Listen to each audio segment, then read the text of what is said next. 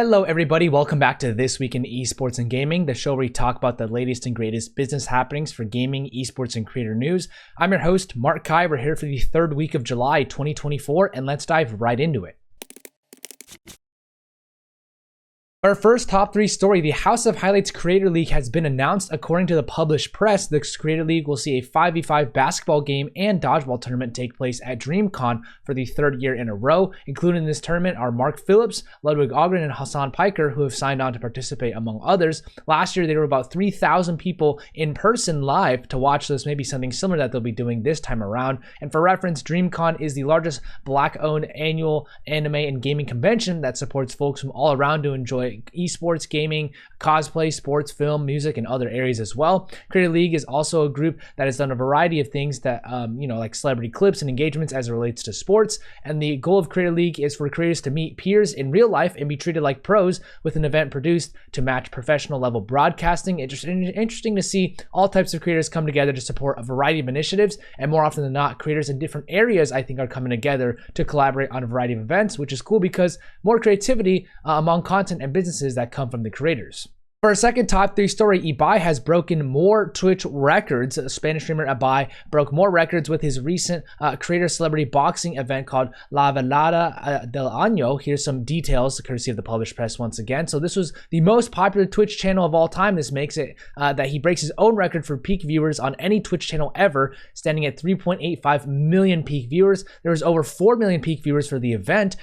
During one of the matches, the event reached around 4.34 million peak viewers across more than just 𝗍𝗶's channel, so obviously the audience was highly engaged. And this also has a rising tide raises all ships sort of feel here. Twitch clocked in at 6.74 million concurrent viewers across all channels on the entire Twitch platform during the event, which is the peak viewership that the platform has ever had. 𝗍𝗶 has hosted 𝗠𝗶𝗶 𝗖𝗶 since 2021, which featured 3 creator boxing matches as well as 3 musical performances. And this year's event sold out in the home stadium of Real Madrid, which is Santiago Bernabeu Stadium, which has a capacity of over 80,000 people. 𝗍𝗶 is also the co-founder of the esports org 𝗠𝗿, which was acquired by Overactive Media early this year. And furthermore, 𝗍𝗶 also celebrated Spain's national team when they won the Euros in soccer. So his reach goes far beyond just that of gaming in the Twitch community. Congrats to you, 𝗍𝗶.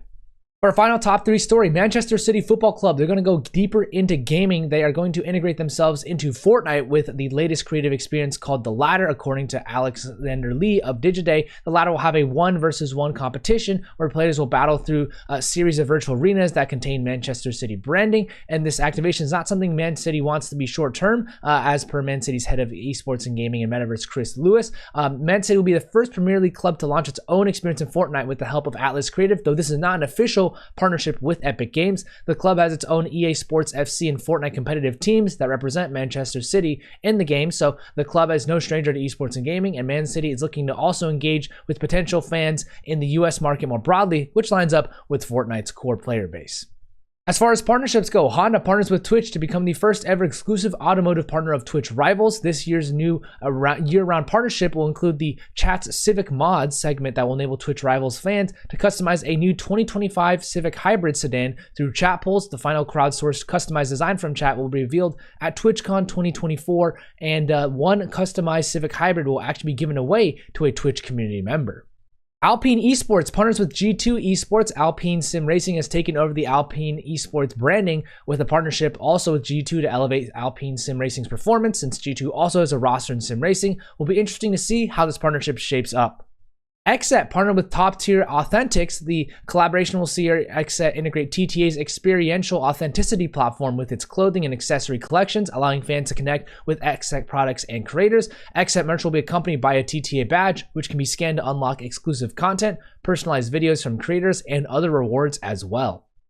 As far as finance and M&A goes, Grand Games have raised a $3 million pre-seed round. The Turkish startup saw the round led by Early Bird Digital East Fund with participation from Latent Ventures as well. The round will be used to support its future titles and scale out the team. And for reference, they've already soft launched Magic Sort in the US on iOS and Android. Enthusiast Gaming have secured a $20 million loan. This is a 4-year non-revolving term loan that was agreed upon by BD Investments Ltd. Enthusiast Gaming said it will use the funds for growth capital and working capital purposes. The Singaporean gaming media company Dynasty Gaming and Media have acquired Let's Play Live Media. This will allow Let's Play Live to expand its offerings across tournament organizations and multiple notable games, and this acquisition grows Dynasty Gaming and Media's presence in the Asian and Oceania market. Muller & Phipps Middle East acquired Power League Gaming. This sees Muller & Phipps scale PLG's operations in Dubai with plans to expand into Saudi Arabia later this year. PLG's management will continue leading the business, with Muller & Phipps aiming to increase its stake in the gaming and esports market in the MENA region. Dusk have raised an $8 million round. Dusk is a new social media platform for building and playing multiplayer games and was created by 𝗠𝗶 and Sanjay Guruprasad. The round was led by Makers Fund and Buy founders and will be used to scale out its offering. Soccerverse have raised 2.5 million British pounds. The round was led by Square Enix, and Hero Capital also participated, which means the company has around $4 million of total funding to date. The company will use the funds for the launch of Soccerverse and to create a more feature-rich experience. Blue Scarab have raised a $7 million seed round. The Swedish-based studio saw the round led by NetEase and Behold Ventures, and this will be used to develop its debut MMORPG title, with Craig Morrison serving as the studio director and Ashley Nicolette being the community director and marketing director. Legendary Gaming Group have acquired Team Singularity. Legendary Gaming Group was founded by Nicholas Benster, the former Arsenal football player, and has acquired majority stakes in companies like New Breed Agency, Legendary Arena, and all of Team Singularity. The company will work with new investments and raise seed capital for its plans in the next 3 years.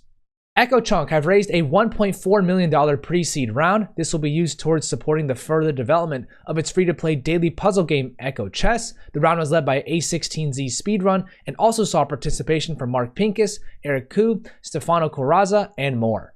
As far as workforce changes go, Mariana Chukri has joined Sansoft as the VP of Finance. Mariana has a lot of finance experience as she was with Trophy Games for the past 3 years as a CFO. She was also previously the CFO of Cray Games in Denmark and spent a lot of time as the COO for Society for Arts and Technology. She holds an executive MBA from McGill HEC Montreal. Rima Vassan has been appointed the head of North America Business Marketing and Global Gaming Marketing at TikTok. Rima has been with TikTok for over 2 years now and was most recently promoted from her role as head of Global Gaming Business Marketing. Before TikTok, she was with PR agency Marina Maher Communications as a global president. She has a lot of agency side experience and brand side experience as well in marketing and holds an MBA from 𝗠𝗿𝗶 Management Institute. Holly Barbakovi and John Haidt have joined Wizards of the Coast as the CPO and president respectively. Holly's most recently with Bungie for 3 years as the CPO and COO. She has lots of gaming experience as she was an HR director with Amazon and also spent over 3 years at Wizards of the Coast before, so this is a reunion for her. She was with Microsoft for 16 years in a variety of operations and HR roles too. She holds a master's in Chinese studies from the University of Washington. John has a ton of gaming experience as he was the GM for Warcraft at Blizzard for the past 3 years, and he has a ton of spent nearly 13 years at Blizzard as an executive producer and VP. He also spent time at PlayStation on an internal studio side and Atari, as well as EA doing game development. And he holds an MBA with a focus on entertainment from USC. Maggie Clayton joins Kickstarter as the head of games. Maggie has a good amount of gaming experience as she was previously the senior sales manager for Exploding Kittens for the past 2.5 years. Before that, she spent 4 years at Greater Than Games doing sales and marketing, and she holds a bachelor's in media and public affairs from Indiana University, Indianapolis. Louise Gaynor joins 50 as the head of gaming. Louise has a lot of gaming experience in marketing as she was the executive director of media at Diva Agency for the past year. Most notably, she spent 18 years at Target Media, moving her way up from account director all the way to CEO from 2002 to 2020. She holds a bachelor's of business from Victoria University. Devin Brennan has been promoted to Senior Management Consultant for Game Dev and Publishing Strategy at Newzoo. Devin has been with Newzoo for 3.5 years now and started doing business development and transitioned over to management consulting eventually. He will be leading research for competitive landscape analysis among a variety of other initiatives at the company. He holds a bachelor's in business technology management from Ryerson University. As far as new stuff goes, Valve have released new tournament rules for CS2 Esports. These include changes to ranked versus unranked events, adjustments in how many direct invites a Tier 1 and Tier 2 tournament can have, wildcard events, which feature an unlimited amount of wildcard invites, and earlier announcements dates for tournaments. The community feedback from my post earlier this week was not necessarily so positive towards it, stating how it won't necessarily help the esports scene. We'll see how these decisions affect the CS2 esports space. Apple have approved their first PC emulator on iOS. This comes as Apple reversed its decision and approved UTM-SE, an emulator for running classic software in games. The emulator is now freely available on iOS, iPadOS, and Vision OS after being rejected last month. That's it for this week in esports and gaming. Thank you so much for tuning in. Credit to the authors and brands themselves for the images and information provided. If you want to go show some support to the Esports Advocate and Invest Game for providing more information, click their links in the comments. And if you want to show some support to me, either tag someone down below in the comments who'd appreciate this or share this with your audience. And as always, everybody, have a great day.